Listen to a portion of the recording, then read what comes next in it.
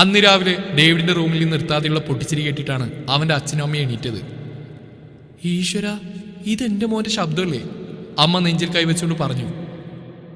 അത് ശരിയാണല്ലോ, ഇത് അവന്റെ ശരിയാ. എടീ, നമ്മുടെ മോനിതെന്താ പറ്റിയത്? ഇവരിങ്ങനെ പറയാൻ കാരണം കഴിഞ്ഞ കുറച്ച് നാളുകളായി ചിരിക്കാൻ പോലും മറന്നുപോയ ആളാണ് നമ്മുടെ കക്ഷി. അത് വേറൊന്നും കൊണ്ടല്ല, കയ്യിലിരിപ്പ് കൊണ്ടെന്നെ. അയ്യോ, അതങ്ങനെയല്ല, പിടിക്കടാ, പിടിക്ക്. അവൻ പിച്ചുമ്പയും പറഞ്ഞ് കൈകൂട്ടി ചിരിച്ചുകൊണ്ടിരുന്നു. ഇച്ചായ, എന്റെ മോനെന്താ പറ്റിയത്? എനിക്ക് പേടിയാവുന്നു കേട്ടോ. വാ, പോയി നോക്കാം. അതും പറഞ്ഞ് അച്ഛനും അമ്മയും മുകളിലെത്തി അവന്റെ റൂമിലേക്ക് പോയി. സമയം 7:40 റൂമിന്റെ വാതിൽ തുറന്നിരിക്കുന്നതുകൊണ്ട് അവർ ശബ്ദമുണ്ടാക്കാതെ പതിയെ വാതിൽ തുറന്ന് അകത്തേക്ക് തലയിട്ട് നോക്കി. കയ്യിലൊരു ബോളിൽ ചിപ്സും വെച്ച് ബെഡിൽ ചമ്രം പടിഞ്ഞിരുന്നുകൊണ്ട് ടിവിയിലെ പോഗോ ചാനലിൽ എന്തോ ഗെയിം കണ്ട് ചിരിച്ചുകൊണ്ടിരിക്കുന്നു. ആ കാഴ്ച അച്ഛൻ്റെ അമ്മയുടെ മനസ്സറച്ചു. ഓഹ്, എത്ര നാളായെന്നറിയോ എന്റെ മോനിങ്ങനെ ചിരിച്ചു കണ്ടിട്ട്. അമ്മ അവനെ കണ്ണെടുക്കാൻ നോക്കിക്കൊണ്ട് പറഞ്ഞു. അയ്യോ, മിസ് ചെയ്തു. ഇവനെന്താ വട്ടാണോ? അവൻ വീണ്ടും ഓരോന്ന് പറഞ്ഞ് ചിരിക്കാൻ തുടങ്ങി. അപ്പോഴാണ് അച്ഛനും ടി വിയിലേക്ക് നോക്കിയത്. അതിലെ കാഴ്ച കണ്ട് അദ്ദേഹവും ചിരിക്കാൻ തുടങ്ങി. അച്ഛൻ്റെ ചിരി കേട്ടതും അവൻ പെട്ടെന്ന് ചിരി നിർത്തി അങ്ങോട്ട് നോക്കി. അദ്ദേഹം അപ്പോഴും വയറിൽ കൈവച്ചിരിക്കുന്ന തിരക്കിലാണ്. അച്ഛാ, അവൻ അതിശയത്തോടെ വിളിച്ചു. അദ്ദേഹം ചിരി നിർത്തി അവനെ നോക്കി. അച്ഛനും മകനും കുറച്ചേരം നോക്കിയിരുന്നു. പിന്നെ വീണ്ടും ടി വിയിലേക്ക് നോക്കി. രണ്ടുപേരും ഒന്നിച്ചിരിക്കാൻ തുടങ്ങി. ഈശ്വര, ഞാനിതെന്തായി കാണുന്നേ? അമ്മ അവരെ നോക്കി പറഞ്ഞു. പരസ്പരം കണ്ടാൽ കീരിയും പാമ്പുമായി കഴിയുന്ന അച്ഛനും മകനുമാ ഇപ്പതേ ഒന്നിച്ചിരുന്ന് ചിരിക്കുന്നത്. അമ്മേ, ഇത് നോക്കമ്മേ. അവൻ എണീറ്റ് വന്ന് അമ്മയെ ടി വിയുടെ മുമ്പിൽ കൊണ്ട് നിർത്തി പറഞ്ഞു. പക്ഷേ അമ്മ ടി വി നോക്കിയില്ല. മറിച്ച് നിഷ്കളങ്കമായി ചിരിക്കുന്ന മോനെ കണ്ണെടുക്കാൻ നോക്കി നിന്നു. ഒരുപാട് നാളുകൾക്ക് ശേഷം പഴയ ഡേവിഡിനെ കണ്ട പോലെ തോന്നി. അവന്റെ ആ കളിയും ചിരിയും കുറുമ്പൊക്കെ കണ്ടപ്പോൾ അമ്മയുടെ കണ്ണ് നിറഞ്ഞു. അയ്യേ, എന്റെ പൊന്നെ, നിങ്ങളിങ്ങനെ കരയില്ലേ? അവൻ അമ്മയുടെ കണ്ണ് തുടച്ചു കൊടുത്തുകൊണ്ട് പറഞ്ഞു. അപ്പോഴേക്കും അച്ഛൻ അവന്റെ അടുത്തേക്ക് വന്നു. അല്ല മോനെ, എന്ന് നിന്റെ ഈ മാറ്റത്തിന് കാരണം? അച്ഛൻ അവന്റെ തോളിൽ കൈവച്ചുകൊണ്ട് ചോദിച്ചു. അച്ഛന്റെ സംസാരം കേട്ടതും അവന് ഒത്തിരി സന്തോഷം തോന്നി. കാരണം ഉപദേശിക്കാനും വഴക്ക് പറയാനും മാത്രമല്ലാതെ ഒരിക്കലും അച്ഛൻ അവനോട് സ്നേഹത്തോടെ സംസാരിച്ചിട്ടില്ല. ഇല്ല അച്ഛാ, ഞാൻ വെറുതെ. എത്ര നാളായെന്നറിയോ മോനെ നിന്നെ ഞങ്ങളിങ്ങനെ കണ്ടിട്ട്? അമ്മ അവന്റെ കവിളിൽ തലോടിക്കൊണ്ട് പറഞ്ഞു. ഓഹ് അമ്മേ, ഞാൻ ഇന്ന് നല്ല മൂടിയിരിക്കുക. വെറുതെ സെന്റി അടിച്ച് കൊളാക്കല്ലേ. ഞാനൊന്നും പറയാൻ വരുന്നില്ല. അല്ല, നിന്റെ ക്ലാസ്സൊക്കെ എങ്ങനെ പോകുന്നു? അച്ഛൻ്റെ ആ ചോദ്യം കേട്ടതും അവനൊന്ന് ഞെട്ടി. കാരണം ജോലിക്ക് ചേർന്ന പിന്നെ ആദ്യമായിട്ടാണ് അച്ഛൻ ഇതിനെക്കുറിച്ച് അന്വേഷിക്കുന്നത്. ആ, കുഴപ്പമില്ല അച്ഛാ. അങ്ങനെ 3 പേര് സംസാരിച്ചുകൊണ്ട് അടുക്കളയിൽ വന്നു. അവൻ പതിവ് പോലെ സ്ലാബിന്റെ മേലെ കയറിയിരുന്ന് താൻ ആദ്യം ജോയിൻ ചെയ്ത ദിവസം മുതൽ ഇന്നലെ സംഭവിച്ചവരുള്ള എല്ലാ കാര്യങ്ങളും പറഞ്ഞു കൊടുത്തു. പൂജയെക്കുറിച്ച് പറയാനും മറന്നില്ല. ഓ, അപ്പൊ ആ കുട്ടി പറഞ്ഞുകൊണ്ടാണ് നീ ഈ ചെറിയ പിള്ളേരെ പോലെ ഇതും കണ്ടുകൊണ്ടിരിക്കുന്നത് അല്ലേ? അമ്മ അവനോട് അർത്ഥം വെച്ചുള്ള ചിരിയോട് ചോദിച്ചു. പെട്ടെന്ന് അച്ഛൻ ഫോൺ വന്നുകൊണ്ട് അദ്ദേഹം വെളിയിൽ പോയി. ആ കുട്ടിയുടെ പേരെന്താന്നാ പറഞ്ഞേ? പൂജ. അപ്പൊ ഹിന്ദു ആണല്ലേ? ആ, അതിനിപ്പോ എന്താ? അല്ല, ക്രിസ്ത്യൻ ആണെങ്കിലും ഒന്ന് നോക്കായിരുന്നു. അമ്മ എന്തൊക്കെയാ പറയുന്നത്? ഒന്ന് പോടാ. ആർക്കും അടങ്ങാത്ത, ആർക്കും പിടികൊടുക്കാത്ത തെമ്മാടിത്തരം മാത്രം കാണിച്ചിറക്കുന്ന നിന്നെ ചെറിയ പിള്ളേരെ പോലെ ആ ടിവിയുടെ മുമ്പിൽ പിടിച്ചിരുത്താൻ ആ കുട്ടി കഴിഞ്ഞെങ്കിലേ അവളാള് പുലിയ. നിനക്ക് അതുപോലെ ഒരു പെണ്ണെ ചേരും. ദേ അമ്മേ, രാവിലെ എണീറ്റും ചുമ്മാ വെറുപ്പിക്കാൻ നിൽക്കല്ലേ. പിന്നെ നീ ജീവിതകാലം മുഴുവൻ ഒറ്റാന്തടിയായിട്ടാണോ നിൽക്കാൻ ഉദ്ദേശിക്കുന്നേ? അയ്യോ അമ്മേ, പ്ലീസ്. എന്റെ അമ്മോ, ഞാനൊന്നും പറയുന്നില്ലേ. ഇനി ഇതിന്റെ പേരിൽ വീണ്ടും പഴയതുപോലെ ആ മോന്ത ചട്ടി പോലെ ആക്കണ്ട. അതും പറഞ്ഞുകൊണ്ട് അമ്മ അടുക്കളയിൽ പണിയിൽ മുഴുകി. അവന്റെ മനസ്സ് മുഴുവൻ ആ സമയം പൂജയെക്കുറിച്ച് ചിന്തിച്ചുകൊണ്ടിരുന്നു.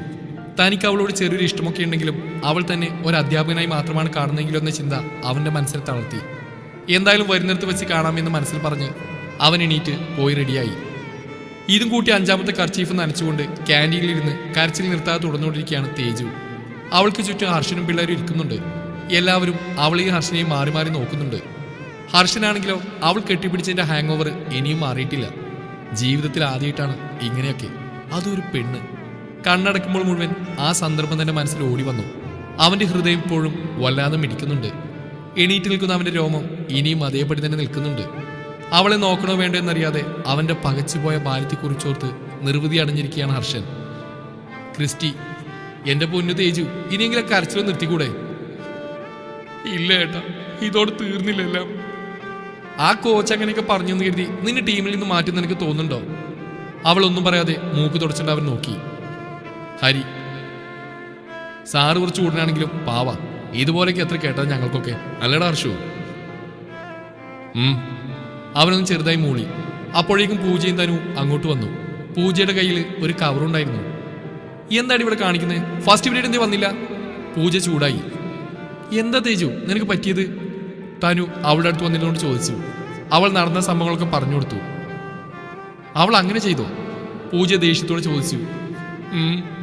അവൾ വീണ്ടും മൂക്ക് പിടിഞ്ഞോട്ട് പറഞ്ഞു. അത് കണ്ട് ഹർഷൻ ചിരി അടക്കി പിടിച്ചു. പഴയതുപോലെയാണെങ്കിൽ പൊട്ടിച്ചിരിച്ചേനെ. നീ ഒന്നുകൊണ്ട് വിഷമിക്കണ്ട, അവൾക്കിട്ടൊരു പണി വൈകാതെ വരും, അതും എന്റെ വക. പൂജ ടേബിളിൽ തട്ടിക്കൊണ്ട് പറഞ്ഞു. അല്ല പൂജ, നിന്റെ കയ്യിലെന്താ? സാമ കവർ വാങ്ങിച്ചോണ്ട് ചോദിച്ചു. ഓ ഇത് ഞങ്ങളുടെ ഫാമിലി ആൽബം. ഞാൻ എവിടെ പോവാണെങ്കിലും ഇത് കൊണ്ടുപോകും. ഇതുള്ളപ്പോൾ എന്തോ അവർക്ക് കൂടെയുള്ള പോലെ തോന്നും. ഇന്ന് ക്ലാസ്സിലെ പിള്ളേർക്കാണെന്ന് പറഞ്ഞപ്പോൾ കൊണ്ടുവന്നതാ. അതെയോ? എന്നാ പിന്നെ ഞങ്ങളൊന്ന് കാണട്ടെ. അതും പറഞ്ഞ് അവൻ അതിലെ പേജ് മറിച്ചു നോക്കി. ആദ്യം അവിടെ മുത്തശ്ശൻ്റെയും മുത്തശ്ശിയുടെയും, പിന്നെ മക്കളുടെ, അങ്ങനെ മരുമക്കളുടെ, അവസാനം പേരക്കുട്ടികളുടെ. ഹർഷനും പിള്ളേരും ഇവരുടെ ചെറുപ്പത്തിലെ ഫോട്ടോസൊക്കെ കണ്ട് ചിരിക്കാൻ തുടങ്ങി. നീ എന്തിനാണ് ഇതൊക്കെ അവർക്ക് കാണിച്ചു കൊടുത്ത്? ലൂസ്. തേജു പൂജയോട് ദേഷ്യപ്പെട്ടു. എടി ഞാൻ കരുതിയോ ഇവര് നിന്റെ കൂടെ ഉണ്ടാവുന്ന്? അയ്യോ തനു, നീ ചെറുപ്പത്തിൽ ഇത്രയും തടിയുണ്ടായിരുന്നോ? ഹർഷൻ പൊട്ടിച്ചിരിച്ചുകൊണ്ട് ചോദിച്ചു. അവളൊരു വളിഞ്ഞ ചിരിയോടെ പറഞ്ഞു. പെട്ടെന്നായിരുന്നു തേജുവിന്റെ ഒരു ധാവണിയെടുത്ത ഫോട്ടോ അവൻ കണ്ടത്. ഈ സിനിമയിലൊക്കെ കാണുന്ന പോലെ പെട്ടെന്ന് കണ്ണിലൊരു സ്പാർക്ക് കയറിയ പോലെ തോന്നിയവന്. ആ ഡ്രസ്സിൽ അത്രയ്ക്ക് സുന്ദരിയായിരുന്നു അവളെ കാണാൻ. ഇത് തേജു വയസ്സറിയിച്ചപ്പോൾ എടുത്ത ഫോട്ടോ ആയിട്ടാ. ഹർഷൻ അതിൽ നിന്ന് കണ്ണെടുക്കാൻ നോക്കുന്നാണ്ട് പൂജ പറഞ്ഞു. അത് കേട്ടതും തേജു ആകെ നാണം കെട്ട് പണ്ടാരടങ്ങി. അവൾ പൂജയെ ചവിട്ടി. പക്ഷേ ആ ചവിട്ടി കിട്ടിയതോ ഹർഷന്. അവനൊന്നും മിണ്ടിയില്ല. എന്നാൽ ചവിട്ടുകൊണ്ട് ഹർഷനാണെന്നുള്ള കാര്യം തേജു അറിഞ്ഞില്ല. എവിടെ നോക്കട്ടെ? അതും പറഞ്ഞ് ലോകേഷ് അത് ഹർഷന്റെ കയ്യിൽ നിന്നും പിടിച്ചു വാങ്ങി. എല്ലാവരും അത് മാറി മാറി നോക്കി. അയ്യേ എന്തോന്നാടിയത്? നിനക്ക് അപ്പോഴും ഇപ്പോഴും ഒരു മാറ്റമില്ലല്ലോ, ഒരുമാതിരി കോലിൽ തുണി കിട്ടിയ പോലെ. ഹരി അവളെ കളിയാക്കിക്കൊണ്ട് പറഞ്ഞു. തിരിച്ചു പറയാനുള്ള മൂടില്ലാത്തതുകൊണ്ട് അവളൊന്നും പറയാൻ നിന്നില്ല. എന്നാ ഞങ്ങൾ ഇവളെ കൊണ്ടുപോട്ടെ? തനി ചോദിച്ചു. ലോകേഷ്, ഇതിപ്പോ എന്തിനാ ചോദിക്കാൻ നിൽക്കുന്നത്? ഞങ്ങൾ ഇവളെ പിടിച്ചു വെച്ചിട്ടൊന്നുമില്ലല്ലോ. അല്ല, ഇവിടെ ചിലർ ഒലിമ്പിക്കലിൽ ബിസിയല്ലേ? പൂജ ഹർഷനെ നോക്കിക്കൊണ്ട് പറഞ്ഞു. എന്താ നീ പറഞ്ഞേ? ഹർഷൻ അവൾ തല്ലാൻ നോങ്ങിയതും കണ്ണടച്ച് തുറക്കും മുമ്പേ അവൾ ഓടി രക്ഷപ്പെട്ടു. പോയ വഴി പുല്ലും കൂടി മുളക്കില്ല. തനു ആൽബം വാങ്ങി ബാഗിലാക്കി തേജുവിനെയും കൊണ്ട് ക്ലാസ്സിലേക്ക് പോയി. ഹർഷൻ നേരെ അവളുടെ കോച്ചിന്റെ അടുത്തേക്കും. അങ്ങനെ കഥ പറച്ചിലിന് കുറച്ച് വിരാമം. നമ്മളിപ്പോ വർത്തമാനകാലത്തിലേക്ക് വന്നുട്ടോ. അഗി, ഏയ് നിർത്ത്. നിങ്ങൾ ഈ വഴക്കിടലും കണ്ണും നോക്കിയുള്ള റൊമാൻസൊക്കെ നിർത്തിക്കേ, കാര്യത്തിലോട്ട് വാ.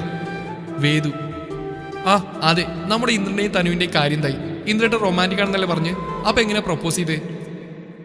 അഗി, ആദ്യം ഹർഷന്റെയും തേജുവിന്റെയും പറ, പിന്നെ പൂജ ഡേവിഡ് സാർ അവരുടെ കാര്യം. തേജു, ഓഹ് നിങ്ങളിങ്ങനെ എല്ലാം കൂടി ഒന്നിച്ചു ചോദിച്ചാ ഞാനെങ്ങനെ പറയും?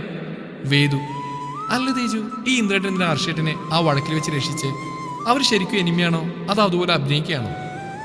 ആ അതെ, എനിക്കും അത് ആദ്യം സംശയം തോന്നിയതാ. വേദു, പിന്നെ വിക്കിയുടെയും അബിയുടെയും കാര്യം എന്തായി? അവർ സെറ്റായോ? അഗി, അതെ, അവരുടെ കാര്യം ഞാനങ്ങ് മറന്നു. പക്ഷെ എനിക്ക് ഈ കഥയിലെ ഏറ്റവും ഇഷ്ടപ്പെട്ട ക്യാരക്ടർ ശരത്താട്ടോ. മറ്റൊരാണ് ശരിക്കും സിംഗിൾ പ്രസംഗ പാടി കോളേജ് ലൈഫ് എൻജോയ് ചെയ്യുന്നത്. തേജു, അതെ, പക്ഷെ ആ എൻജോയ്മെന്റ് ഒക്കെ കോളേജ് ഫസ്റ്റ് ഇയർ വരെ ഉണ്ടായിരുന്നുള്ളൂ. വേദു, അതെന്താ അവന് നിങ്ങളെപ്പോലെ കുഴിപ്പെട്ടോ? തേജു, പക്ഷെ അവന്റെ കഥയിൽ ചെറിയൊരു ട്വിസ്റ്റ് ഉണ്ട്, അത് സമയമാകുമ്പോൾ പറയാം. വേദു, ശരി ഇപ്പൊ അത് പറയണ്ട. ഈ 3 നായകന്മാരും എങ്ങനെ പ്രപ്പോസ് ചെയ്തെന്ന് മാത്രം പറഞ്ഞാൽ മതി. അഗി, ആ അതെ. തേജു, പ്രപ്പോസലിന്റെ കാര്യത്തിൽ തനുവാണ് ലക്കി. എല്ലാ പെൺകുട്ടികളും സ്വപ്നം കാണുന്ന പോലെ ഇന്ദ്രേട്ടൻ നല്ല അടിപൊളിയായി സിനിമാ സ്റ്റൈലിൽ തന്നെ പ്രപ്പോസ് ചെയ്തു. പക്ഷേ എനിക്കും പൂജയും കിട്ടിയതോ എന്റെ പൊന്നെ, ഓർമ്മിപ്പിക്കേണ്ട. അതെന്താ? ഇത്രയും ഗതിയിട്ട പ്രപ്പോസൽ വേറെ എവിടെയും കാണില്ല, അത്രയ്ക്ക് മോശം. ശരിക്കും പറഞ്ഞാൽ പല കാര്യത്തിലും ഹർഷേട്ടനും ഡേവിഡ് സാറും ജനിക്കാതെ പോയ ഏട്ടനും അനിയനുമാണെന്ന് വരെ തോന്നിയിട്ടുണ്ട്. അതൊക്കെ വിട്, എന്നോടെങ്കിലും കോളേജിൽ വെച്ചിട്ടാണ് ഹർഷേട്ടൻ പറഞ്ഞ്. പക്ഷേ പൂജയോട് അത് പറഞ്ഞ് പകുതിയാകുമ്പോഴേക്കും തേജു പൊട്ടിച്ചിരിക്കാൻ തുടങ്ങി. അഗി, ദേ ഈ ചിരിയൊക്കെ നിർത്തി മര്യാദ കഥ പറഞ്ഞോ. മനുഷ്യനിവിടെ ടെൻഷൻ അടിച്ചിരിക്കാൻ തുടങ്ങി കുറേ നേരെ. അപ്പോഴാ നിന്റെ ഒരു ചിരി. പറയാം, ഞാൻ എല്ലാം പറയാം. അന്ന് പെട്ടെന്നുള്ള സങ്കടം കാരണം ഞാൻ ഹർഷേട്ടനെ കെട്ടിപ്പിടിച്ച്. പക്ഷെ അതിനുശേഷമാണ് ഞാനൊരു സത്യം മനസ്സിലാക്കിയത്. ഞങ്ങളുടെ ഈ റിലേഷൻ വെറും വഴക്കൊണ്ട് മാത്രം അവസാനിക്കില്ലെന്ന്. ആ ഒരു സംഭവം നടന്നു കഴിഞ്ഞ ശേഷം ഹർഷേട്ടൻ പഴയ പോലെ എന്നോട് സംസാരിക്കാതെയായി. ഞാനും തിരിച്ചൊന്നും പറയാനും പോയില്ല. ഇതിനിടയിൽ വിഷ്ണു സാറ് ഹർഷനും കൂടി സംസാരിച്ച് കോച്ച് ബദ്രാം സാമിനെ സോപ്പിട്ട് എന്നെ പഴയപടി ടീമിലേക്ക് കയറ്റി. അങ്ങനെ ഇന്റർ കോളേജ് സ്പോർട്സ് മീറ്റിന് വേണ്ടി ഞങ്ങൾ പോണ്ടിച്ചേരിയിലേക്ക് പോയി. ഒരാഴ്ചത്തെ പരിപാടിയായിരുന്നു. അന്നായിരുന്നു ഹർഷേട്ടനെ കുറിച്ച് ഒരുപാട് മനസ്സിലാക്കാൻ പറ്റിയത്. ഞാൻ അവിടേക്ക് പോയ സമയത്തായിരുന്നു ഇന്ദ്രേട്ടൻ തനുവിനോട് ഇഷ്ടം പറഞ്ഞതും. എല്ലാവരും രാവിലെ കൃത്യം 6 മണിക്ക് തന്നെ റെയിൽവേ സ്റ്റേഷനിലെത്തി. ഏകദേശം 100ഓളം പിള്ളേരുണ്ടാവും അവരുടെ കോളേജിൽ നിന്ന് തന്നെ. അവർക്ക് വേണ്ടി 2-3 കമ്പാർട്ട്മെന്റ് സ്പെഷ്യലായി ബുക്ക് ചെയ്തിട്ടുണ്ടായിരുന്നു. ഒരാഴ്ചത്തെ നീണ്ട ട്രിപ്പിലുള്ള ത്രില്ലിലായിരുന്നു എല്ലാവരും. അതും പോണ്ടിച്ചേരി എന്ന് കേട്ടപ്പോൾ തന്നെ തേജുവിന്റെ മനസ്സിൽ എടുപൊട്ടി.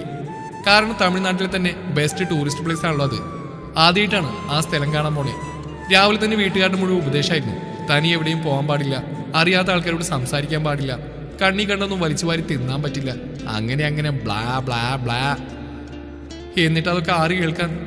അവിടെ പോയി കുറെ സ്ഥലങ്ങളൊക്കെ ചുറ്റി കണ്ട് കുറെയൊക്കെ പർച്ചേസ് ചെയ്ത് അടിച്ചു പൊളിക്കാൻ എന്നൊക്കെയായിരുന്നു അവളും അഭിയും പ്ലാൻ ചെയ്തത്. ഈ സമയത്തും അവൾക്ക് പൂജനെയും തനുവിനെയും മിക്കയും വല്ലാതെ മിസ് ചെയ്തു. ആകെയുള്ള ആശ്വാസം ശരത്തും അഭിയും കൂടെയുണ്ടെന്നുള്ളതായിരുന്നു. ശരത്ത് അവന്റെ ഫുട്ബോൾ ടീമിന്റെ കൂടെ പോയി നിന്നു. അഭിയും തേജും അവിടുത്തെ പർച്ചേസിംഗ് കുറിച്ച് സംസാരിച്ചുകൊണ്ടിരിക്കുമ്പോഴായിരുന്നു സംഗീതയുടെയും ഗ്യാങ്ങിന്റെയും എൻട്രി. അവരെ കണ്ടപ്പോൾ തന്നെ തേജുവിന്റെ പകുതി കാറ്റും പോയി. ബ്ലൂ ജീൻസും റെഡ് കളർ സ്ലീവ്ലെസ് ടോപ്പുമായിരുന്നു അവളുടെ വേഷം. കഴുത്തിൽ പല നിറത്തിൽ ഡിസൈൻ ചെയ്ത ഷാൾ വെച്ച് ചുറ്റിയിരിക്കുന്നു. അതിനു പുറമെ മുടി ഫ്രീ ഹെയർ ആക്കി അതിനുമേലെ കൂളിംഗ് ഗ്ലാസ് വെച്ചിരിക്കുന്നു. ചുണ്ടിൽ റെഡ് ലിപ്റ്റിക്ക്, കാലിൽ അതേ കളറുള്ള ഹീൽ ചെരുപ്പ്. ആ ഡ്രസ്സിൽ അവളുടെ ബോഡി ഷേപ്പ് നന്നായിട്ട് അറിയുന്നുണ്ടായിരുന്നു. ചുരുക്കത്തിൽ പറഞ്ഞാൽ ഈ ഹിന്ദി സീരിയൽ വില്ലത്തിമാരുടെ എൻട്രി ഓർമ്മ വന്ന അവൾക്ക്. അവൾ വന്ന ശേഷം എല്ലാ ആൺപിള്ളേരിനും കണ്ണ് അവളുടെ മേലെയായിരുന്നു. സെന്റർ ഓഫ് അട്രാക്ഷൻ എന്നൊക്കെ പറയില്ലേ, അതുപോലെ. അവളെ കണ്ടപ്പോഴാണ് തേജ് ഒരു നിമിഷം സ്വന്തം ഡ്രസ്സിനെ കുറിച്ച് ഓർത്തത്. വെള്ള ചുരിദാറും ചുവന്ന പാൻറ്റും ചുവന്ന ഷോളും, മുടി പോണിറ്റേൽ കെട്ടിയിട്ടുണ്ട്, നെറ്റിൽ ചെറിയൊരു പൊട്ടും. വേറെ പ്രത്യേകിച്ച് ഒരു മേക്കപ്പ് ഇല്ല. താൻ ഒഴിച്ച് ബാക്കി എല്ലാ പെൺകുട്ടികളും അത്യാവശ്യം നല്ല മോഡേൺ ആയിട്ട് തന്നെ ഡ്രസ്സ് ധരിച്ച് വന്നിരിക്കുന്നതെന്ന സത്യം അവൾ അപ്പോഴാണ് മനസ്സിലാക്കിയത്. എന്തിനു പറയണം, അഭി പോലും സൂപ്പറായി വന്നു. മൊത്തത്തിൽ കൂട്ടത്തിൽ കണ്ണെട്ടരിക്കാൻ കൊണ്ടുവച്ച കോലം പോലെയായിരുന്നു തേജു. അല്ലെങ്കിൽ ഈ സ്പോർട്സ് മീറ്റൊക്കെ പോകുമ്പോൾ ആരെങ്കിലും ഇങ്ങനെ കെട്ടിയൊരുക്കൊണ്ട് വരുമോ? ഛേ, കഷ്ടം തന്നെ. അങ്ങനെ സ്വയം മനസ്സിനെ പറഞ്ഞ് ആശ്വസിപ്പിച്ചുകൊണ്ടിരുന്നു. എല്ലാവരും വന്നല്ലോ. PT സാറ് എല്ലാവരുടെയും നമ്പറെടുക്കാൻ തുടങ്ങി. ഹർഷനോട് വിഷ്ണു സാർ എല്ലാവരുടെയും ചോദിച്ചു. അവനിപ്പോ വരും സാർ, കൂട്ടത്തിൽ നിന്ന് ആരോ പറഞ്ഞു.